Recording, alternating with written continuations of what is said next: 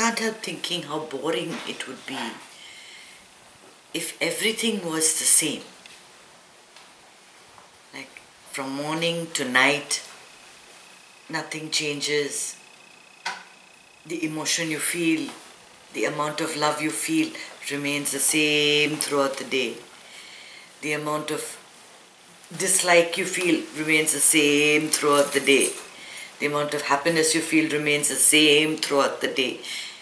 There would be no motivation to do anything. Because regardless, it doesn't matter what you do, the outcome is the same. It's a feeling of being the same. The joy or the challenge in life is to get that balance in the day, in spite of all kinds of things knocking you over. To feel a surge of emotion and then bring it under control. That is the challenge, right? That is the challenge, to feel that fear. You feel that fear when a situation arises in your day. You've done something you shouldn't have done. It wasn't intentional, but it's done anyway, and now there is that fear of some consequence looming. And how do you deal with it? Right? That is what makes the day interesting. Otherwise, there'd be no interest. Nobody. Why do old people have no interest in life? They don't do anything. There's nothing that ruffles their routine. Everything is the same. From the time they wake up to the time they go to sleep, it's completely orchestrated. First I must brush my teeth, then I must drink warm water, then I must sit on this chair for 15 minutes, then I'll sit on that chair and read a newspaper for 10 minutes. It's like every part of their day is completely orchestrated. In fact, if something, goes wrong, it throws them off completely. I mean, my mother was waiting all year for me to come, but when we all landed up and the whole house is filled with people, she was completely confused.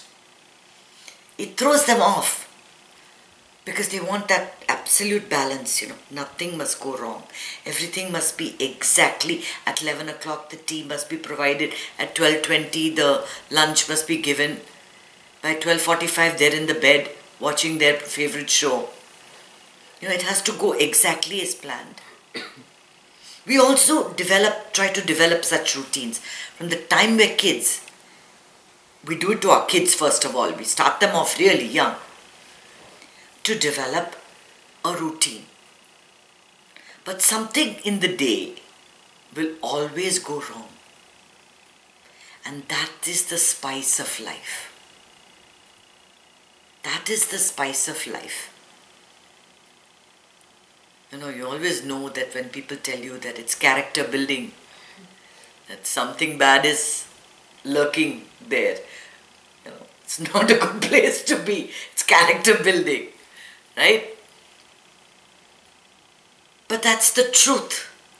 That's the truth. If you only had good, if you only had joy, if you only had peace, you would not know what it is, you would not understand or appreciate it as much as when you've been in a period where the joy has been taken out of your life, where your peace has been disturbed. Then the appreciation of that peace or the getting back to that feeling of peace is so much more enjoyable.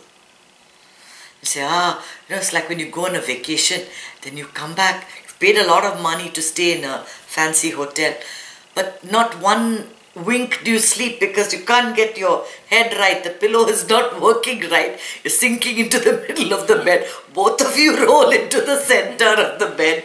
Has that happened, right? It doesn't. Then you come back home and you lie down on your own bed.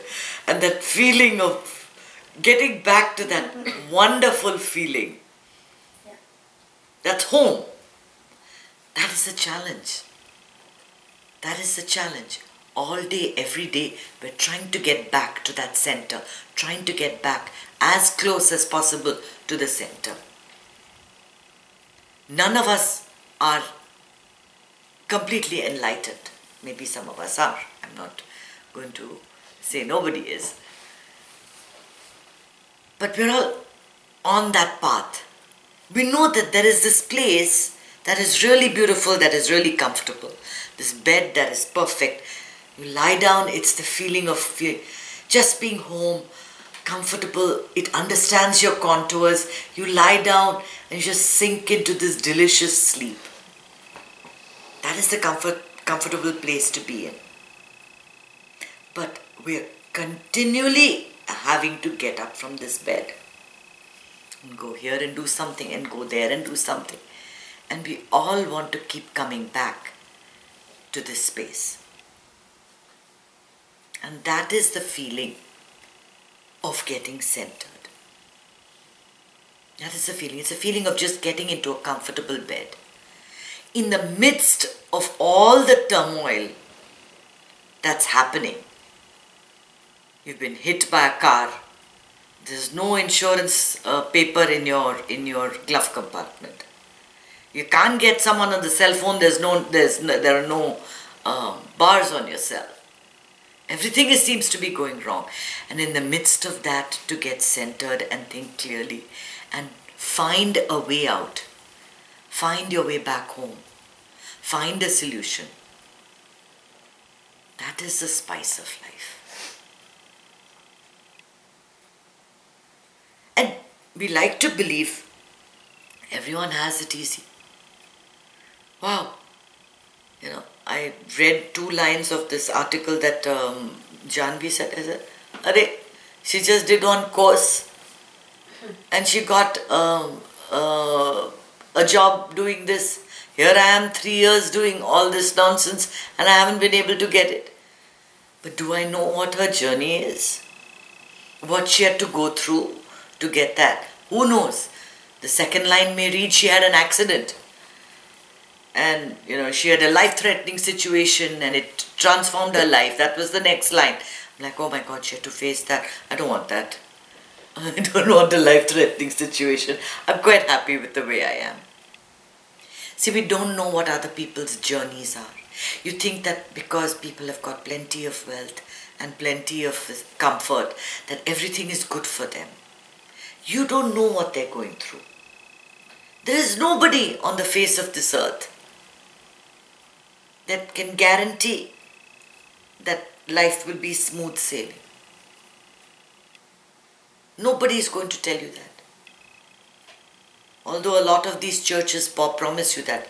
Take Jesus in your heart and you'll have no problems. No. You will just have additional equipment to help you deal with your problems. That's all it is. Take Krishna into your heart, take Allah into your heart, take Jesus into your heart. All that it means is that you've got additional ammunition, something to prop you up, to deal with your problems. Because you have to. One morning you're going to wake up feeling bright and alert and feeling like everything's okay and everything's fine. And by the afternoon you just hear that you've been laid off. Everything changes. Your entire emotional makeup changes in those few hours. And within a few days, within a few weeks, within a few months, you find another job and then everything becomes okay. Guruji will always say, a breakup with a spouse or a girlfriend or boyfriend is the worst thing till you find the next one. Then everything's fine. Then you forget what you went through. You've already got back onto that emotional high.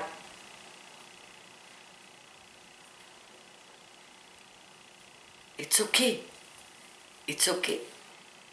We need to understand that nothing that we face lasts for more than a few hours, few days, few weeks, few months.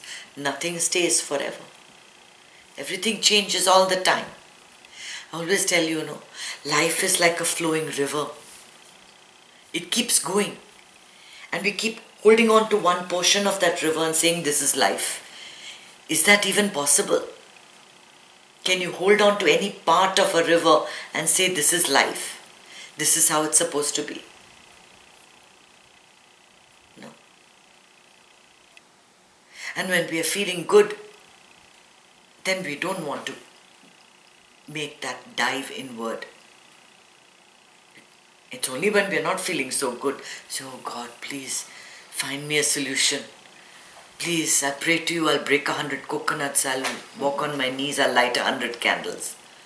Please make everything okay. And that's why those situations are given to you. That's why those situations are given to you. Because otherwise, you'll never do what you were meant to do. You are not brought onto this earth to make money, to have fame, to have success. You were brought onto this earth to find out what your true purpose is. And that true purpose you can never find if you are involved in the world. You can only find when you sink inward.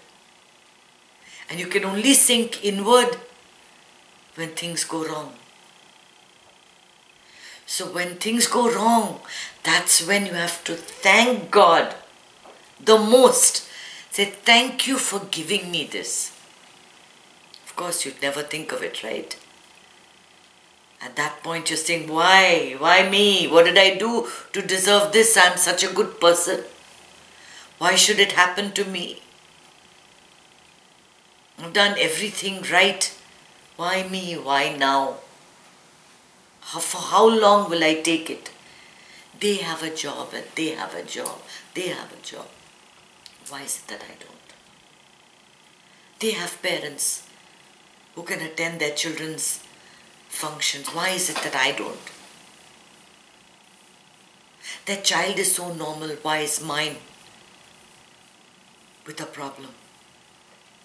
Why do I have the cancer? Why am I got with the heart problem? And they are so okay. No, at that time you never think that this is your opportunity. This was given to you as a blessing, because only in difficult times, only when things are not good, are you going to sink inward. And if you don't sink inward, you'll never find out why you came to this earth, what your purpose was, what your true destiny is, where you have to go.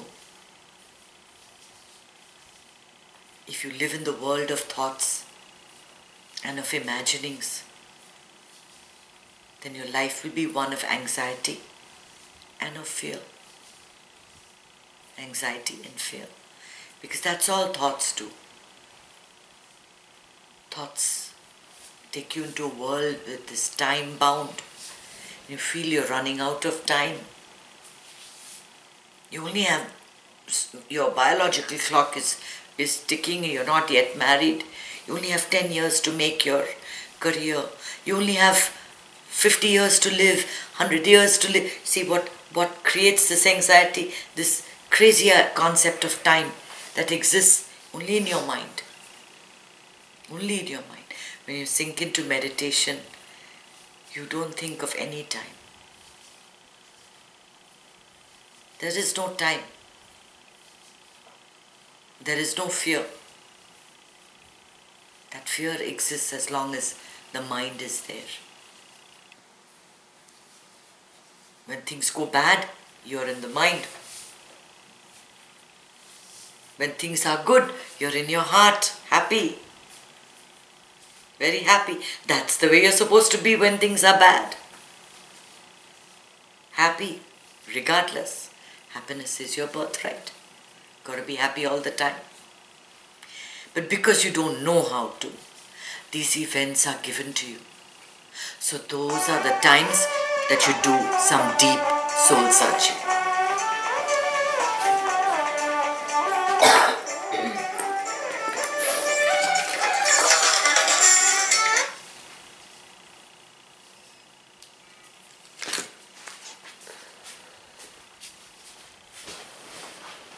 Well, I guess that was the alarm to tell me it's time to meditate.